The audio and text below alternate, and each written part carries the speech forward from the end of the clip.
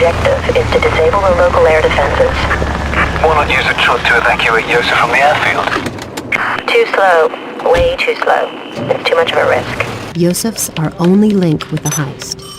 He knew not only had the warhead been taken, he knew where, how. Heck, he even quoted the warhead's damn serial number. We must have him in one piece and alive. What about me? This is what you have to do. Immediately infiltrate the SAM battery. You will find explosives here. Set them on each of the SAM sites. Make good your escape to the final rendezvous point and then detonate the explosive devices.